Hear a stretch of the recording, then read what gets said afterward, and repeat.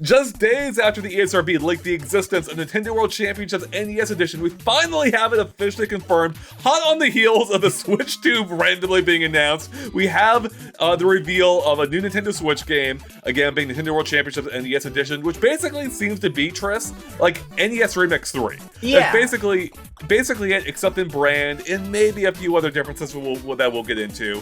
But apparently it costs $30, which is, I'm gonna be honest, way more than I expected, Triss. I was watching the trailer, I'm like, ooh, and they come in at $20, that's still on the high end of things, and they were $10 over that, Triss. And that's for the normal edition. That's for the normal digital edition, not the physical special edition, which is normal Switch game price of $60.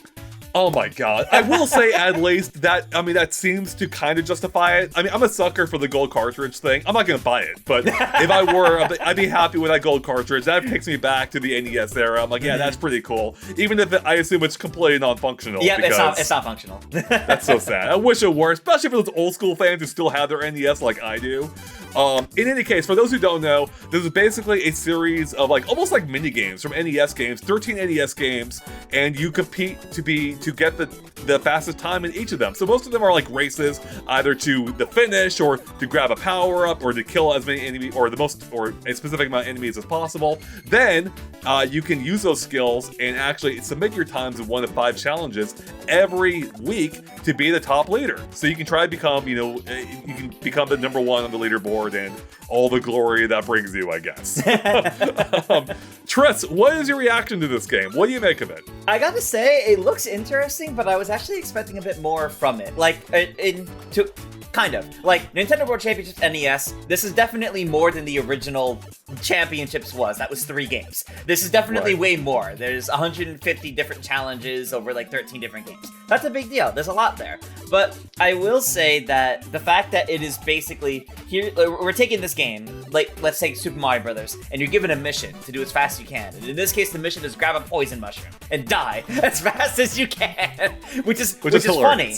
But it's taking snippets of the existing NES games and just applying a mission to it, which is a bit less, I think, than the NES Remix games were, which are actually taking those games and changing them up to be a little bit different, which feels a little off to me because I was expecting there would be a bit more to it. I do like that there's the multiplayer. I do think the multiplayer does add to it, which balances it out a little bit. But is it local? Is it a local only multiplayer? I think it is local only. Yeah. So that's cool. I'm probably almost never gonna use that. Yeah. If I have my friends over, we're gonna be playing, Smash Brothers and Mario Kart. We're not gonna be playing NES, Nintendo World Championship NES Edition. Probably. Maybe I'm wrong. Maybe it'll be amazing. Triss, I think I'm inclined to agree with you. I love the idea of the game. I like the brand. It's a classic brand. Mm-hmm. Takes me back. I used to compete. You can actually see my hat there. It's not Nintendo World Championships, but it's a Power Fest hat, which is I think that might have been the successor to Nintendo World Championships, I believe, or precursor or mid-cursor as it might be now. Is there a word for that? In any case, point is, it was awesome. And even if it was only a handful of games, what was unique about that, though, Triss, if I remember correctly, it wasn't time-based, it was actually point-based. Mm-hmm. So I think there may have still been a time limit, I can't fully remember, but it wasn't just doing something as quickly as possible, it was also trying to get the most points along the way. And I think that's where this game kind of misses the mark. I feel like just doing things as fast as possible isn't that interesting, especially if in some of the challenges they showed off, grab the mushroom, or, grab the sword from Zelda, and some of these you can't even do any faster. Yeah. There's a limit. You're gonna do it and that's it. There's nothing more you can improve. And in some of the cases, like the poison mushroom one, it's a 5-second challenge, and you spend more time getting into it and on the results screen than you do actually playing it. Now I know those are probably the exception, but yeah, no, the idea that these are short, 10 seconds to 1 minute long challenges, at most, or that's what the intention is. Bite-sized challenges that you could do throughout these different games that, most of the time is actually going to be spent doing other things, like going to the menus, or they'll probably cut out the longer waiting times from some of these games of, cut scenes, so to say, from back then. But yeah, it's definitely a speedrunning focused thing, which if you're into speedrunning, this is cool. Straight up, this is cool if you're into speedrunning. Like I know like my husband's probably like all over this because he likes things like this, actually being able to partake in a bunch of little challenges and games and try to speedrun them. But I think unless you grew up with the NES era and you're nostalgic for it in this case, I worry there's not enough offered here to really get people to want to buy it, especially for the price of it. The fact that it isn't remixing them, this isn't a proper NES Remix 3 that's bringing something new to the table with it. It's, hey, how good are you with these NES games? Right. Yeah, I think you said it. I mean, I grew up in the NES era. I have nostalgia for it, and I still look at this and I'm like, you know, I like the brand. I see the gold cartridge. I'm like, hey, that looks cool. Yeah. You know, I love the classic sprites. That's all great. But it does feel like just a lesser version of NES Remix. Like, what made NES Remix fun, as you mentioned, were both the challenges, like the fact that it wasn't all just time-based, as I remember. It was like about doing things especially well. I forget exactly how they graded you, but you had different stars you could get. But then also, it wasn't just the games you already knew. They would, as a title implied, they remix them, so you could play as like Kirby and Mario, or things of that nature. Yeah. Like they take characters from one game, put them in another. That was awesome. And this is just less of what you can already play for free on NSO. There was a moment in the trailer where I thought they were doing that remix feature, but it was the icon. It was each player's icon, so you can keep track of your screen. I'm like, I thought you were really good about. Yeah, I thought you were about to put Link in Metroid. I was like, wait, that's going to be really cool. No, that's not what happened.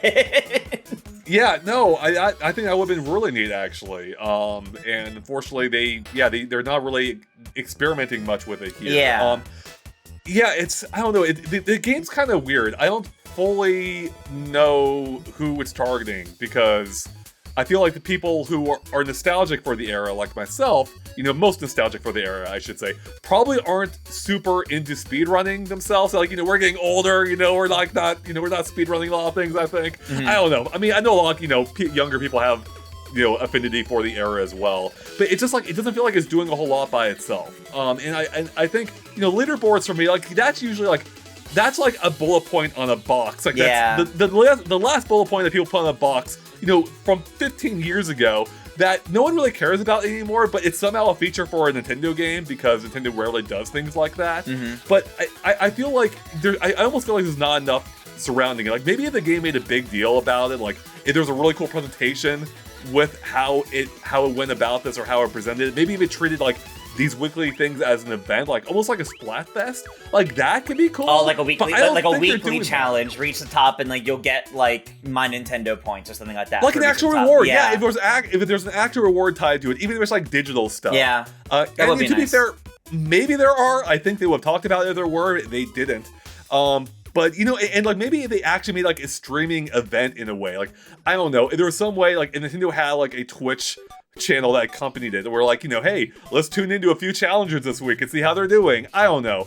I think there's a lot of potential here with the idea, but for $30, half the price of almost, any modern game, to play things you can already play with your NSO subscription, but in like bite-sized form, I am not seeing it, Triss. I don't know. Yeah.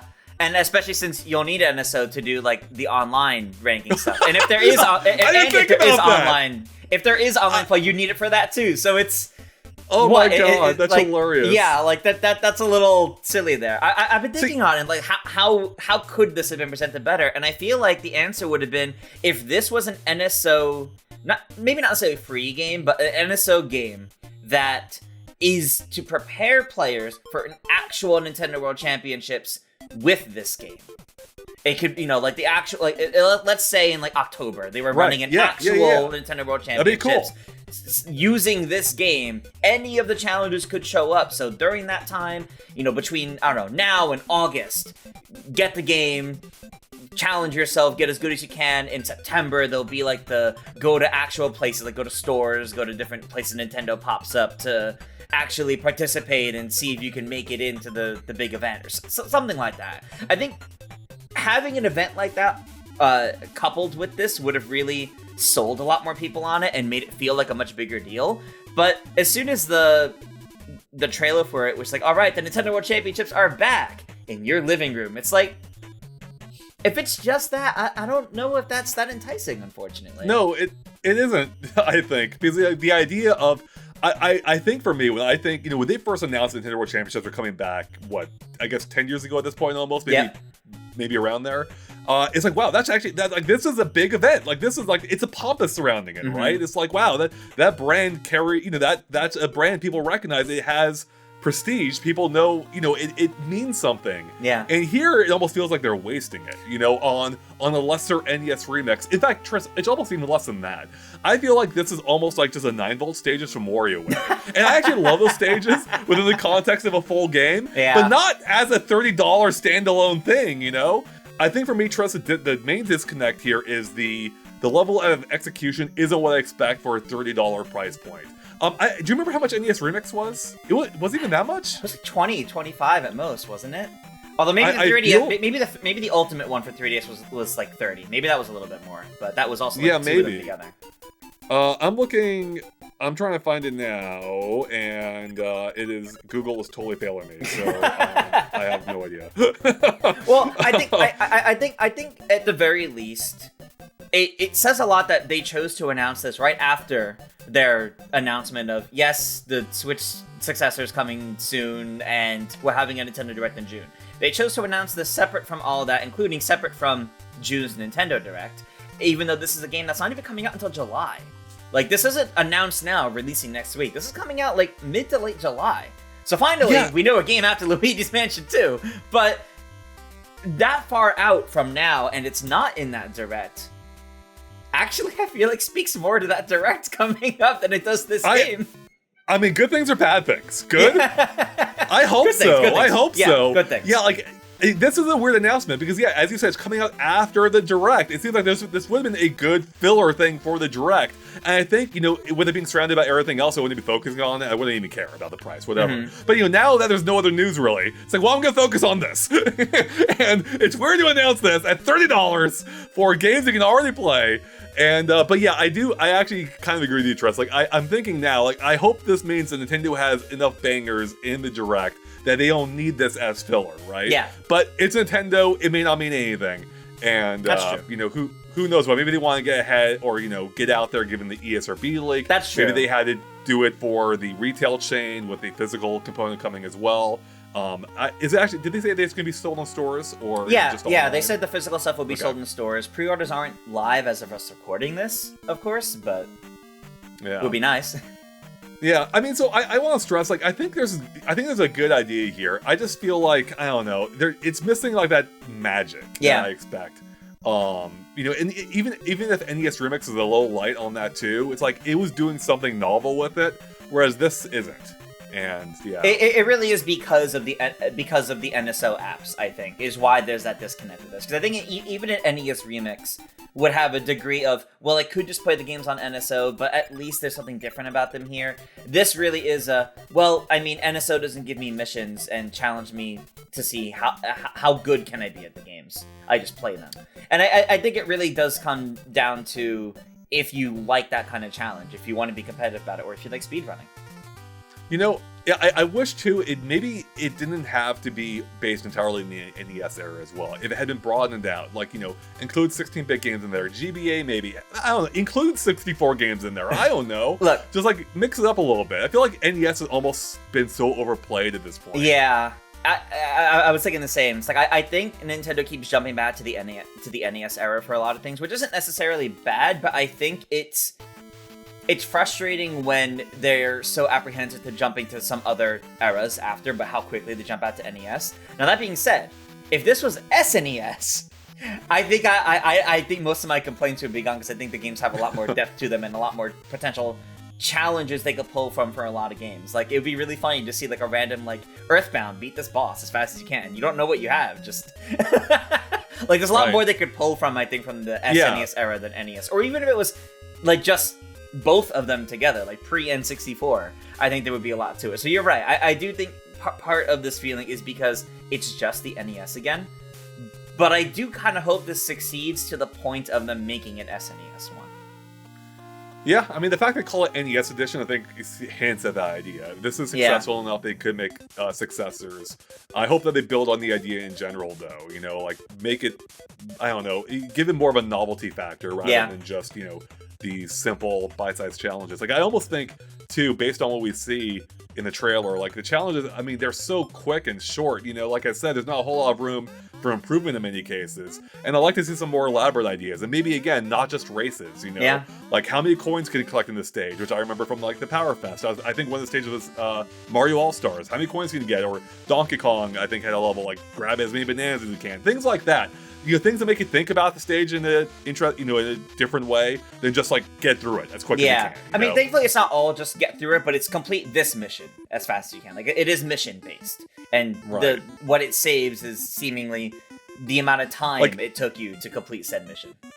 What would be more interesting, I think, is that, you know, using a point-based system where, like, yeah, the faster you do something, the more points you get, but also there's things along the way you can do to increase your points as well. Right. That way it's a balancing act. Like, is it worth trying to just go as quick as possible, or is my time better spent grabbing things along the way and still trying to go as fast as possible, you know?